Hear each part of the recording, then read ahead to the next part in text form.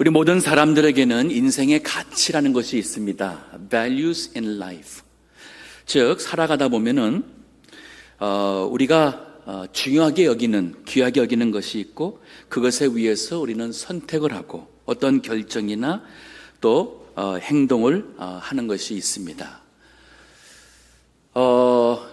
우리 인공지능 요즘에 많이 이렇게 사용을 하죠. 그래서 인공지능이 갖고 있는 대답은 이 시대의 전반적인 아주 대답을 많이 줘요. 그래서 제가 한번 물어봤습니다. 인공지능에게 이 시대의 사람들이 가지고 있는 삶의 가치들이 무엇이 있는가? 그래서 What are the most common values in life of people today? 물으니까 답이 이렇게 나왔어요. 첫 번째는 가족.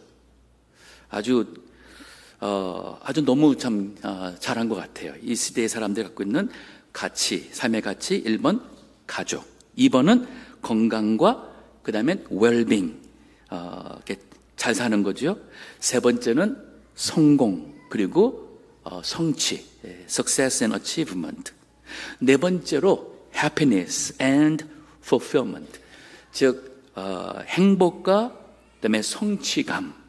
다섯 번째는 compassion and empathy. 이거는 긍휼히 여기는 것, 그리고 다른 사람의 아픔이나 그것을 채우라는 것. 여섯 번째는 personal growth and development. 괜찮습니다. 우리 애기 소리 들리니까 좋네요. 교회에서. 네. 우리 여섯 번째, 우리 각자의 어떤 개인적인 성장, 그리고 발전.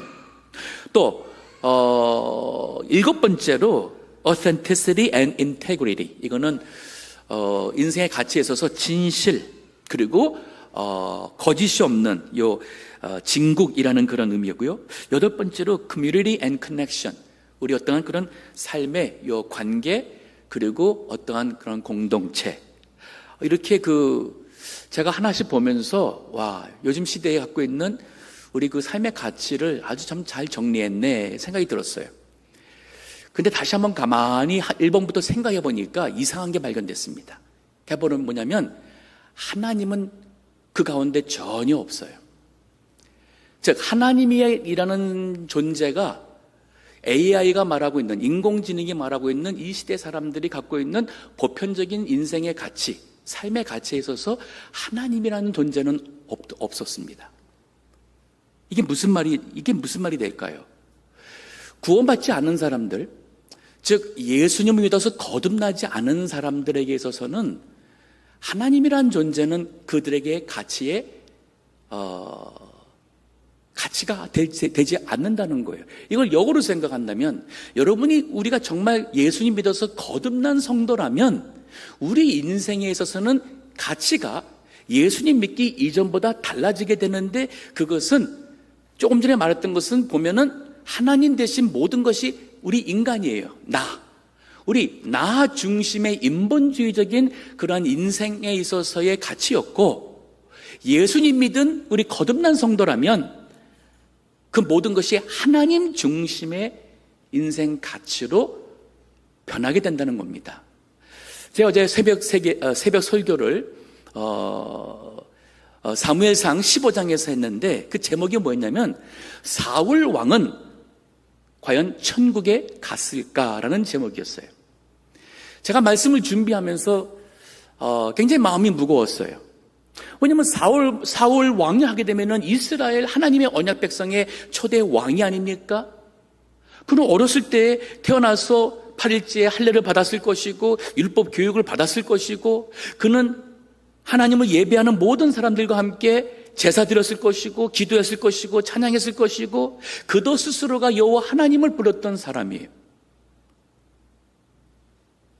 근데 왜 사울도 천국에 갔을까라는 질문을 합니까? 성경에 보게 되면 하나님께서 그를 버렸다 그랬습니다. 그 이유가 뭐냐면은 그 마음 중심에 하나님이 없었어요. 그는 입으로는, 행동으로는 하나님의 말씀을 순종한다고 했지만은 그 모든 것은 하나의 수단에 불과했습니다. 즉 뭐냐면 그는 세상에서 왕으로서의 그 왕위를 유지하며 그가 원했던 명예심이나 영광심이나 이 모든 것을 위해서 하나님을 믿고 하나님께 부르짖고 했던 하나님의 신앙이라는 것은 수단이었지 결국 그 중심에는 하나님이 아닌 자기 자신이 있었다는 거예요. 죽을 때까지 그는 그러한 모습으로 죽었습니다. 과연 사울이 천국에 갔을까? 답을 원하신다면 어저께 설교 들어보시기 바랍니다. 우리 유튜브에 있으니까요. 하지만 제가 오늘 말씀을 준비하면서 그런 생각이 들었어요. 우리 교회 안에도 얼마나 많은 사람들의 가치가, 인생의 가치가 사울 왕과 같이 교회는 나오지만은 진정 그들의 가치가 하나님 중심일까? 아니면 AI가 말한 것처럼 내 가족이 우선이고 내 인생의 행복이 우선이고 내가 성공하며 성취하며 내가 좀 자비가 있어서 다른 사람들한테 긍휼을 베풀고 뭐 하는 것 이거에서 내가 만족감 누리고 내가 성공하는 것이 인생 사는 목적이고 거기에 필요한 것은 하나님의 도움이라고 생각하는 사람들이 있지는 않을까? 오늘 말씀의 제목이 무엇입니까?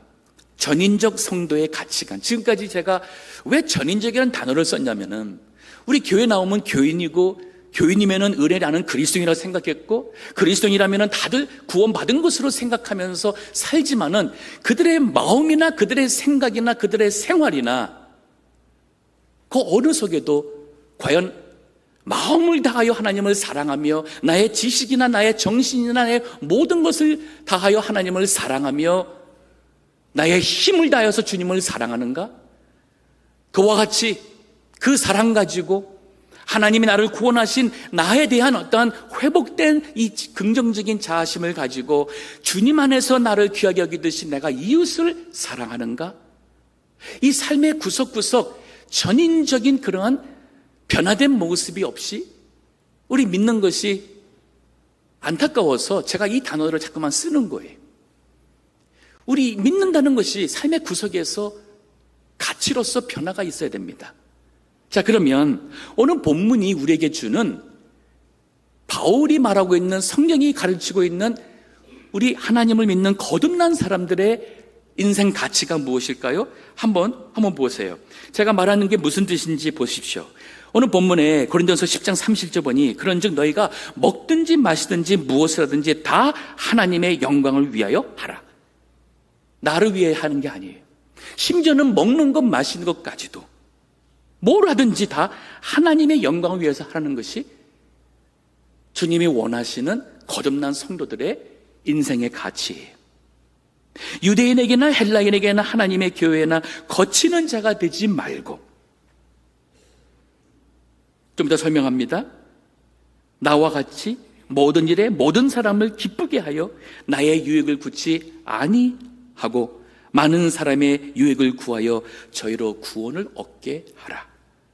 결국은 뭐냐면은 나의 유익이 아니라 나에 대한 것이 아니라 어떻게든지 누구를 위해서든지 내가 그들에게 정말 그들의 유익과 기쁨을 구함으로써 그들도 구원받게 하는 것이 인생의 목표가 되고 가치가 된다는 거예요.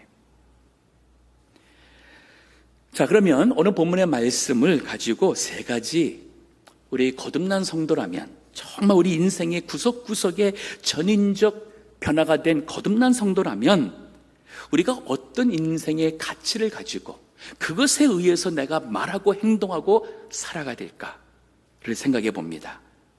첫 번째는 제가 이거를 33절, 32, 31절 이렇게 거꾸로 순서로 설명할 겁니다. 첫 번째는 우리 33절에 말한 것처럼 나와 같이 모든 일에 모든 사람을 기쁘게 하여, 자, 모든 일에 기쁘게 하여 나의 유익을 구치 아니하고 많은 사람의 유익을 구하여 저희로 구원을 받게 하라. 즉 다른 사람의 구원과 기쁨과 유익을 구하며 그 영혼 구하는 것에 내 인생의 가치와 내 인생의 어떠한 목표를 두고 살라는 말입니다. 자, 오늘 이 본문의 내용이 왜 이런 말이 나왔는지 그 위에서 보게 되면은 그 배경이 나와요. 그 배경이 뭐였냐면 지금 여기 고린도 교회죠. 고린도 교회는 굉장히 죄가 많았고 그리고 우상이 많았고 그리고 아주 신앙생활하기 힘든 곳이었습니다. 그래서 거기에는 우상에게 드렸던 우상의 제물, 그 우상의 제물로 인해서 교인들 간에 많은 분쟁이 있었어요. 그 우상의 제물에 대해서 우리가 어떻게 해야 되느냐 하는 내용을 얘기하다가 이 결론적으로 오늘 본문의 말씀을 하는 거예요. 자, 여기 23절서부터 제가 읽으면서 설명하겠습니다. 그 위에 있는 내용이에요. 자, 모든 것이 가하나 모든 것이 유익한 것이 아니요 모든 것이 가하나 모든 것이 덕을 세우는 것이 아니니. 여기서 말하는 모든 것이 가하다는 것은 내가 생각할 때 잘못된 게 없다. 그건 맞을 수 있어요. 모든 것이 가하나 이건 내 자유야. 이건 내 권한이야. This is my right. 이건 내가 갖고 있는 권한 아니야? 나도 인간인데, 나도 사람인데, 이건 내가 하는 것 가지고 왜 남들이 뭐라 그래? 그래요. 모든 것이 가해요. 그런데 그렇다 해서 그것이 다른 사람에게 모든 것이 유익되는지는 않는다는 얘기예요. 모든 것이 가하지만은 내가 하고 싶은 얘기 할 수 있습니다. 내 입 가지고 내가 말하는데 누가 뭐라 그럴 거야 할 수 있어요. 그러나 모든 것이 덕을 세우는 것이 아니라는 말이에요. 자, 이 얘기를 하면서 그냥 보세요. 누구든지 우리 믿는 성도라면 자기의 유익을 구치 말고 남의 유익을 구하라. 그러면서 이제 실례 듭니다. 무릇 시장에서 파는 것은, 자, 시장 가서 음식을 삽니다. 양심을 위하여 묻지 말고 먹으라. 여기 막 양심이라는 것은 그 파는 사람들의 양심이. 묻지 말고 먹으라는 거예요. 그 당시 고린도에서는 사람들이 음식을 나가 팔기 전에 아침에 그들이 믿는 우상에게, 신에게 이렇게 하고 오늘 이거 장사 잘 되게 해주세요 하고는 파는 경우도 있었습니다. 저희가 태국이랑 인도랑 선교를 가게 되면은 그런 일들이 많이 있을 수 있어요. 또 있는지도 모르겠어요. 근데 성경적으로는 그거 묻지 말고 먹으라는 거예요. 괜찮아요. 왜 그렇습니까? 이는 땅과 거기 충만한 것이 주의 것임이니라. 즉 모든 것은 다 주님의 것이기 때문에 먹어도 된다는 거예요. 마치 이거 뭐 우상에게 했다면 거기에 무슨 귀신이 거기 다 담겨 있어가지고 입만 대도 귀신이 내 속에 들어가고 하는 그게 아니라, 비록 그것이 우상에게 했던 음식인지 아닌지 혹 그렇다 하더라도 묻지 말고 먹으라는 거예요. 또 27절 보세요. 불신자 중 누가 너희를 청하매. 자, 믿지 않는 사람이 나를 초대했어요. 너희가 가고자 하거든 너희 앞에 무엇이든지 차려놓은 것은 양심을 위하여 묻지 말고 먹으라. 여기 양심은 본인의 양심이 아니에요. 그 초대한 사람의 양심을 위하여 묻지 말고 먹으라. 괜찮다는 거예요. 그 다음 줄 보십시오. 누가 너희에게 이것이 재물이라 말하거든. 자, 그런데 거기 어떤 사람이 그 귀신에게 이거 했던 이 재물입니다 라고 말했어요. 아마 말한 이 사람은 그것이 뭔지를 알기 때문에 깨릭쯤에서 아마 했겠죠. 그러면 보세요. 알게 한 자와 28절 중간입니다. 알게 한 자와 및 양심을 위하여 먹지 마라. 내가 말한 양심은 너희의 것이 아니요. 여기 우리의 양심은 우리 주님이 한 것은 먹어도 되는 거예요. 그러나 먹을 수 있겠지만은 이것을 말한 사람의 입장에 있어서는 오히려 먹게 되면은 그 사람으로는 시험 들게 하고 실족할 수 있는 거예요. 그래서 29절 보세요. 28절 다시 봅니다. 누가 너에게 이것을 재물이라 말하거든 알게 한 자와 및 양심을 위하여 먹지 말라. 내가 말한 양심은 너희의 것이 아니요 남의 것이니. 즉 나는 괜찮다고 생각하면서 뭘 먹는데 이거 가지고 주장하지 말라는 거예요. 왜? 말하는 사람이 있잖아요. 거기 옆에서 이거 먹으면 안 되는 거 아니야 라고 생각하는 사람이 있죠. 그러면 그 사람의 양심 위해서 먹지 말라는 거예요. 29절 계속 봅니다. 어찌하여 내 자유가, 즉 내가 먹을 수 있고 안 먹은 건 내 자유 아니야? 근데 어찌하여 내 자유가 남의 양심으로 말미암아 판단을 받으리요. 만일 내가 감사함으로 참여하면 어찌하여 내가 감사하다 하는 것에 대하여 비방을 받으리요. 그런즉 너희가 먹든지 마시든지 무엇이든지 다 하나님의 영광 위해 살아가는 이 기준이 바로 뭐냐면 나의 기준에서 생각하지 말고 나의 말이나 나의 행동으로 인해서 혹시라도 누군가가 실족할지, 누군가가 상처를 받고 누군가가 시험 들어서 믿음에서 떨어질지 염려해서 먹든지 마시든지 무슨 말이든지 행동이든지 하라는 거예요.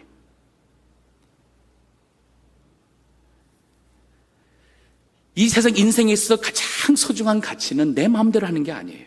내가 옳다고 해서 내 생각대로 사는 게 아니에요.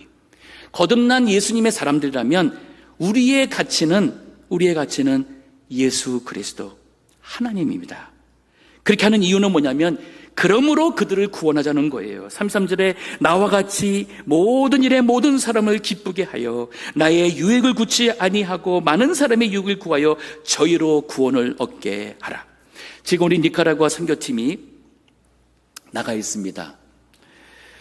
우리 선교팀, 우리 고등학생도 있고 대부분이 대학 청년부들이에요. 이 친구들이 아침에 일찍 일어나서 한 7시 이전에 일어나가지고 그 다음에 모여서 기도 시간 갖고 말씀 가지고 경건의 시간 갖고 그리고 그날에 해야 될 사역을 돌아보면서 준비하면서 또 하나님의 도우심을 구하는 시간 갖고 그렇게 오전에는 또 마을만 다니면서 신방 다니고 또 오후에는 어린이 사역을 하고 저녁에는 전도 집회하고 늦게 돌아와서 쉬는 게 아니라 다시 한번 그날에 있었던 거 돌아보면서 또 잘못한 거 돌아보면서 어떻게 하나님 앞에 더 바르게 할 수 있을지 마지막에 또 말씀으로 다시 또 권면받고 기도하고 늦게 잠잡니다. 이건 매일같이 하고 있어요. 이 간 친구들이 또 가신 분들이 약 2주 동안 일손을 놨습니다. 수입이 없습니다. 공부하던 학생들이 2주 동안 공부하는 것 손 다 놨습니다. 왜요? 아니 돈보다 중요한 게 뭐가 있습니까? 공부보다 중요한 게 뭐가 있습니까? 어떻게 그 많은 시간을, 그 많은 돈을 포기하면서 여러분, 제가 생각해 보니까 우리 장로님 가정 같은 경우는 부모님과 자녀 셋이 다 갔어요. 그 회비만 해도 얼마 갑니까? 또 그 기간 동안에 일하지 않아가지고 손해보는 게 얼마가 되겠어요?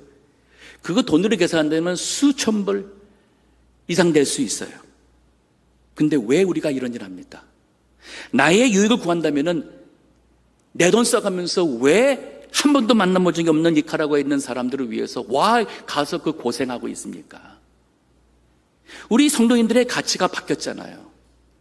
나를 위해서 여행만 다닐 줄 알고 나의 어떤 편한 것과 나의 만족과 나의 즐거움과 이것을 위해서만 다니던 사람에서 그게 고작 인공지능이 아는 우리 인간들이 갖고 있는 가치였습니다. 그러나 우리 예수님 믿고 다른 사람들은 내가 살아가 있는 동안에 나의 건강이나 나의 물질이나 시간을 들여서 뭔가 좀 유익한 시간, 누군가를 구원할 수 있는 시간을 갖겠다고 우리가 선교하는 것이 아닌가요? 이게 바로 기독교의 정신이에요. 하나님께서 독생자 예수님을 세상에 보내신 이유가 하나님 자신을 위해서나 예수님 위해서가 아니었잖아요. 예수님이 우리 죄인들을 위해서 대신 욕먹으시고 대신 고난받으시고 대신 죗값을 지고 십자가에 죽은 것이 아닙니까? 대속의 그 죽음으로 인해서 믿는 자들이 구원받는 것이 우리 복음의 내용이 아니에요. 그러면 여러분과 저는 다 예수님께 하나님께 빚진 자들이에요. 이미 그 은혜와 사랑에 빚진 자들이기 때문에 우리가 이 빚진 몸을 가지고 하나님의 사랑과 은혜를 되갚기 위해서 우리가 복음 전하고 선교하고 봉사하며 믿음 생활하는 것 아니겠습니까? 이것을 위해서 우리가 정말 다른 사람의 유익과 그것을 구하는 것이 어떠한 모습인지 사도 바울이 고린도전서 9장 20절에 보면 설명하고 있어요. 그가 전도를 할 때 이렇게 했습니다. 고린도전서 9장 20절에 보니까 유대인들에게는 내가 유대인과 같이 된 것은 유대인들을 얻고자 함이요 율법 아래에 있는 자들에게는 내가 율법 아래에 있지 아니하나 율법 아래에 있는 자같이 된 것은 율법 아래에 있는 자들을 얻고자 함이요. 율법 아래에 있다는 것은 율법주의자들입니다. 사도 바울도 율법주의자였었어요. 바리새인이었습니다. 근데 예수님 믿고서는 거기서 그것이 잘못된 것을 깨닫고 율법 아래 사는 것을 버리고 예수님을 쫓았어요. 근데 왜 율법 아래에 있는 사람들에게는 율법 아래에 있는 자와 같이 그들에게 접근을 했습니까? 그렇게 함으로써 어떻게든지 그들을 이해하고 그들이 바울 향해서 거부감 갖지 않고 마음을 열 수 있도록 그는 자기 자신을 복음을 타협하지 않는 선에서 그는 그 사람들에게 자기 자신을 맞춘 거예요. 그뿐인가요? 21절에 율법 없는 자들에게는 이 말 사람들은 종교생활 안 하는 사람들 아닙니까? 그 사람들에게는 내가 하나님께는 율법 없는 자가 아니요 도리어 그리스도의 율법 아래에 있는 자나 율법 없는 자와 같이 된 것은 율법 없는 자들을 얻고자 함이요. 전도 교회도 안 다니는 사람들한테 가서 신령한 얘기만 하고 내 믿음의 자랑만 하고 이렇게 하는 게 믿는 거다는 식으로 한다면 그 사람이 마음을 열겠습니까? 그건 아니잖아요. 그러니까 그 사람들 앞에서는 마치 나도 그 사람들과 똑같은 연약한 주인인 것처럼. 22절 보세요. 약한 자들에게는 내가 약한 자와 같이 된 것은 약한 자들을 얻고자 하며, 여러 사람에게 내가 여러 모양이 된 것은 아무쪼록 몇몇 사람들을 구원코자 하매니, 내가 복음을 위하여 모든 것을 행함은 복음에 참여하고자 함이라. 이게 기독교, 우리 그리스도인의 신앙의 가치예요. 허슨 테일러가 있습니다. 중국의 복음화를 위해서 가장 귀하게 쓰임받으신 분이라 할 수 있는 한 분이에요. 그분이 처음 중국에 갔을 때는 1865년, 오래됐죠. 그리고 거기서 50여 년을 살면서 복음을 전했습니다. 1905년 천국 가도록. 그분은 의사였습니다. 편하게 살 수 있었지만은 중국에 가서 복음을 전하는데, 그가 가서 처음에 한 것이 바로 뭐냐면, 영국 분이었습니다. 서방 사람들이 입는 옷과 편한 신발과 이 모든 거 다 벗고 중국 남자와 같이 옷 입고 신발 신고, 머리는 중국 그 옛날 사람들 이렇게 땄죠. 여기는 바짝 밀고, 그렇게 중국 사람처럼 그가 모든 모습을 하며 중국말을 배우며 그들에게 복음을 전했어요. 그분의 영향으로 많은 사람들이 중국으로 선교 헌신을 했습니다. 그가 죽을 때에 50여 년 선교하고 났을 때에 그가 세운 이 차이나 인랜드 미션이라고 했습니다. CIM. 그 선교에 속한 중국에서 활동하는 선교사가 825명이었어요. 어떻게 그가 이렇게 했을까요? 바울과 같이 자기의 유익을 구하지 아니하고 다른 사람의 기쁨과 그 유익을 구하여 어떻게 하든지 그 영혼들을 구원하고자 하는 것, 이것이 바로 세상 사람들이 알지 못하는 우리 거듭난 성도들, 우리의 삶의 구석구석 그리스도의 생명이 역사하는 전인적 성도의 가치라 할 수 있습니다. 거기에 희생이 따랐습니다. 고린도서 11장 23절부터 보면은 이것을 위해서 바울이 어떤 고생했는지 한번 보세요. 고린도서 11장 23절. 너희가 그리스도의 일꾼이냐 정신없는 말을 하거니와 나도 더욱 그러하도다. 내가 수고를 넘치도록 하고 옥에 갇히기도 하고 갇히기도 더 많이 하고 매도 수없이 맞고 여러 번 죽을 뻔하였으니 유대인들에게 40에 하나 감한 매를 5번 맞았으며 매를 39대까지는 재판을 거치지 않고도 맞을 수가 있었어요. 때릴 수가 있었어요, 사람들이.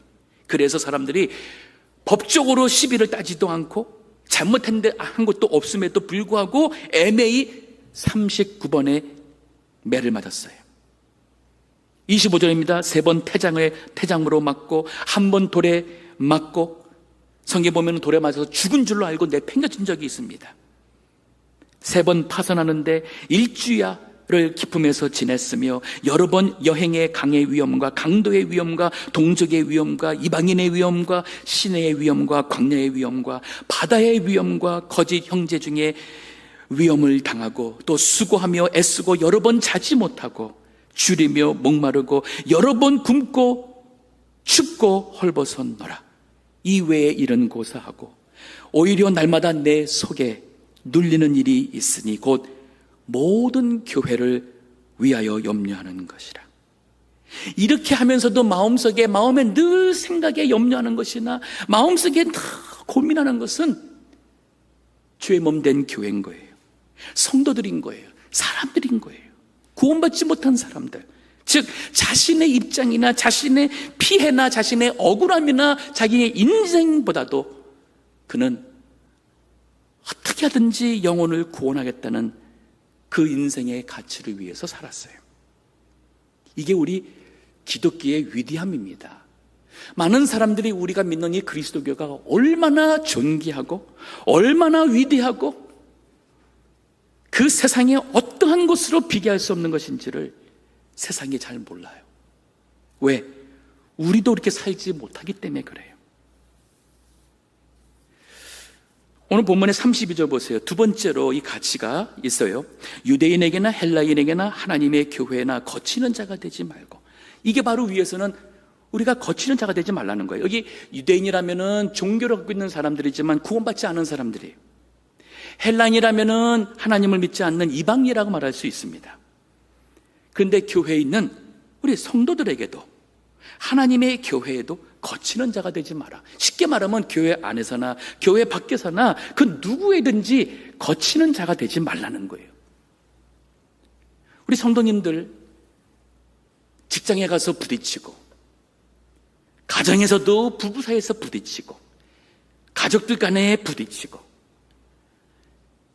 교회에 와서도 부딪히는 사람이 있고 싫은 사람이 있고, 이거 본인이 옳은 거 아니에요. 죄송하지만 본인 옳다고 생각하지만 모든 것이 가하나 모든 것이 유익하지 않고, 모든 것이 가하지만 모든 게 덕을 세우지 않는다 그랬어요.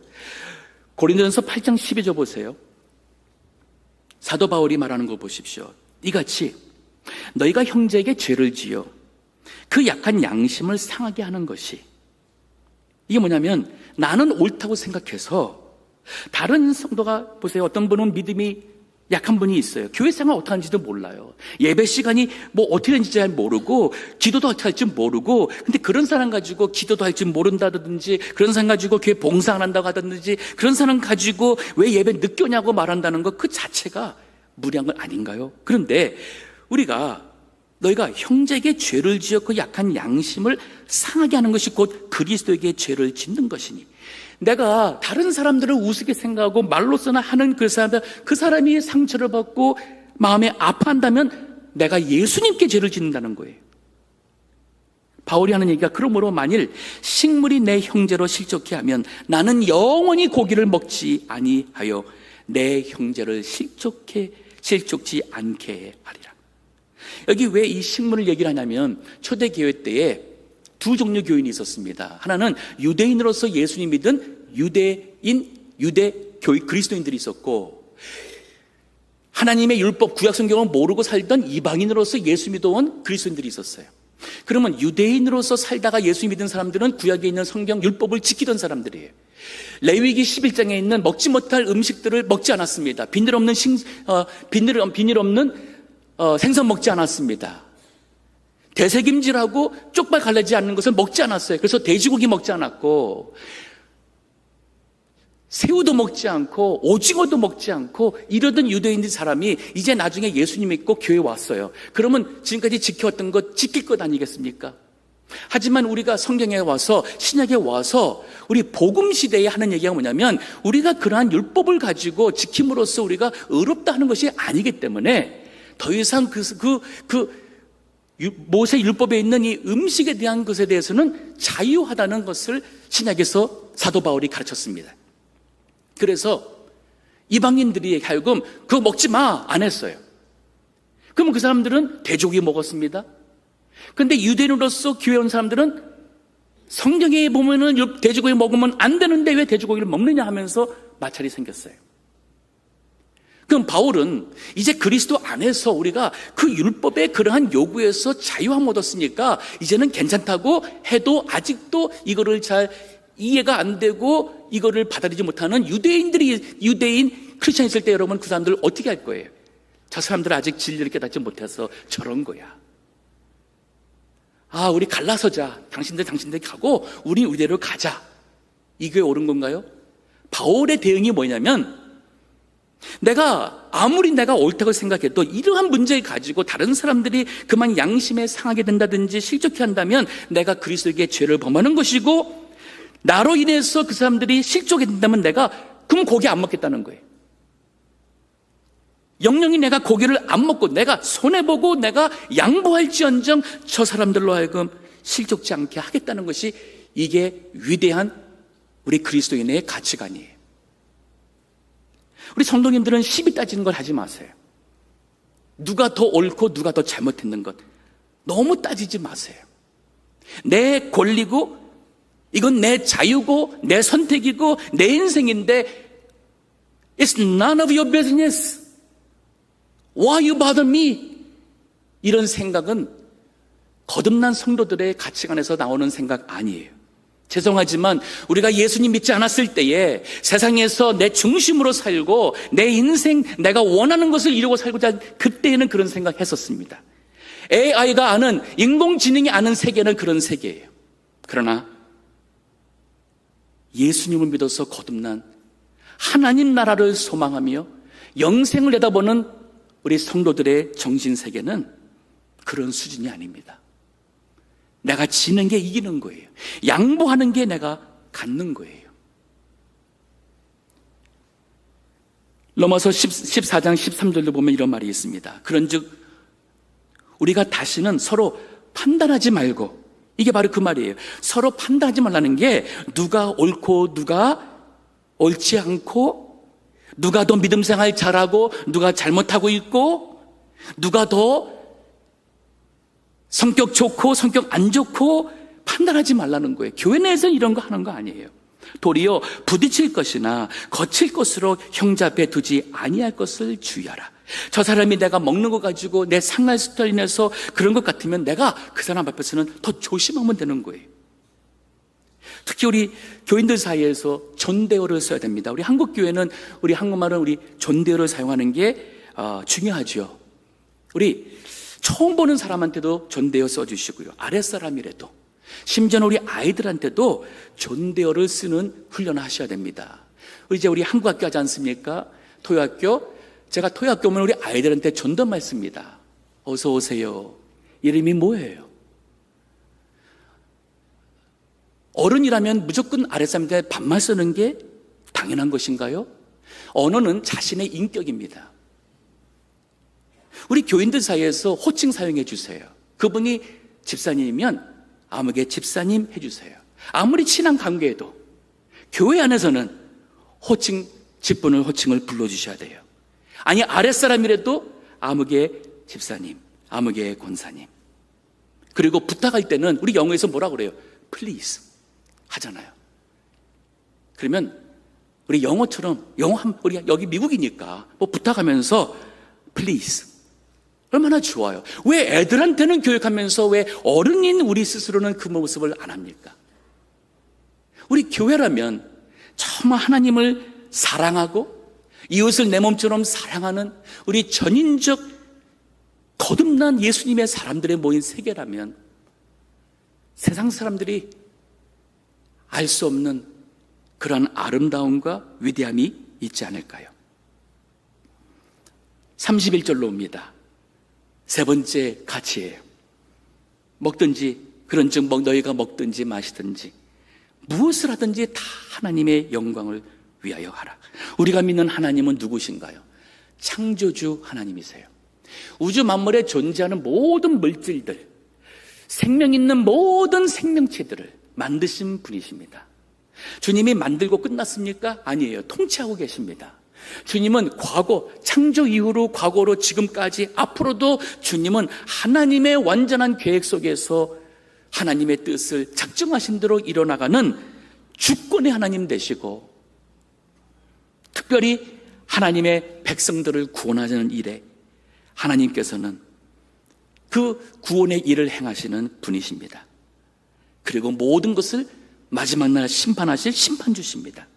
그래서 우리 하나님을 향해서 만왕의 왕, 만주의 주라고 하지 않습니까? 그분은 거룩하신 분입니다. 의로우십니다. 그러나 그분은 긍휼과 사랑이 풍성하신 분입니다. 우리가 믿는 이런 하나님께 모든 영광을 돌리는 것은 너무 당연한 것 아닐까요? 내가 다른 사람보다 조금 낫다면 다 도토리 키재기예요. 우리 텍사스에서는 도토리가 정말 큰 도토리가 있어요. 얼만큼 크냐면요, 골프공만큼 커요. 그런 큰 도토리 못 봤죠. 근데요, 지 아무리 커봐야 테니스공보다 작고요, 야구공보다 작고 축구공보다 비교가 안 되게 작은 것이 결국은 도토리예요. 죄송하지만 여러분, 얼만큼 많이 배웠는지 모르겠지만 다 도토리 기재기예요. 믿음 생활을 얼마나 해서 좀 더 주님 위해서 얼만큼 봉사했고 들은지는 모르겠지만 하나님이 보실 때는 다 도토리 기재기입니다. 자랑할 것이 뭐 있어요? 내가 좀 더 자랑할 것이 있다면 주님의 은혜가 아니겠습니까? 주님께 감사한 건 아니겠습니까? 나를 내세우고 내 자랑할 것보다 은혜 주신 하나님을 자랑하고 영광을 하나님께 돌리는 것이 이게 진정 거듭난 성도의 모습이 아닌가요? 베드로 전서에도 보면은 4장 11절에 베드로 사도도 사도 바울과 같은 말씀에 교훈을 합니다. 거기 보니까 이렇게 말해요. 만일 누가 말하려거든, 자, 무슨 말합니다? 하나님의 말씀을 하는 것 같이 하고, 이거 얼마나 두렵고 떨리는 일이에요. 그렇죠?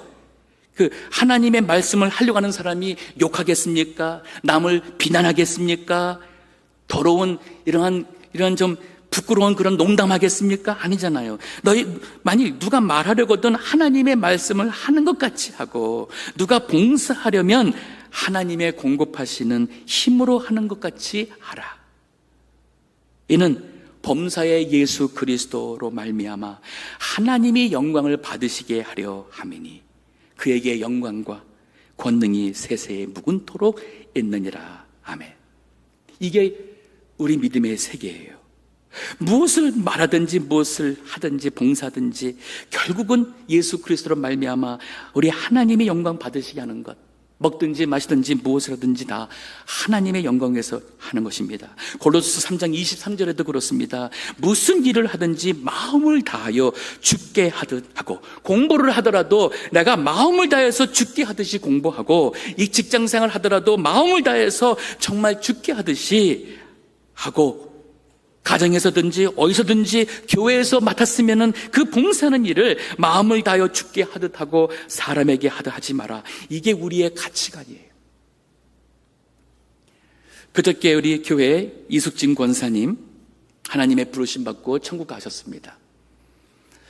암에 걸리시고 한 2년 정도 고생하시고 천국 가신 것 같아요. 평소에도 우리 권사님이 참 믿음이 좋은 것을 알았어요. 알았는데 이 아픈 과정에 우리 교육자들이 가서 신방을 하고 우리 교우들이 신방을 하고 제가 신방하면서 신방 가면은 가서 위로해주고 기도해주는 게 아니라 가서 권사님에게 다 은혜 받고 와요. 감동을 받고 왔어요. 우리 교육자들한테 물어보세요. 무슨 말인지. 이분이 아픈 분인지 암으로 죽어가시는 분인지 어떤지 알 수가 없어요. 갈 때마다 얼굴에 미소가 있습니다. 지난주에 딱 보니까 한 돌아가시기 8일 전에 양론의 신방을 갔습니다. 주무시고 계셨어요. 알고 보니까 몰핀을 맞아서 혼미한 가운데 계셨어요. 그런데 우리가 갔더니까 그 가운데도 정신을 차리고 앉아서는 찬송할 때 같이 부르고 기도하시고 웃는 얼굴로 말을 못합니다. 이거 다 해서. 그런데도 웃는 얼굴로 고마운 마음으로 떠날 때 눈물을 흘리시며 정말 그랬는데 나오면서 들으니까 4시간마다 몰핀을 맞는데요. 너무 고통이 커서.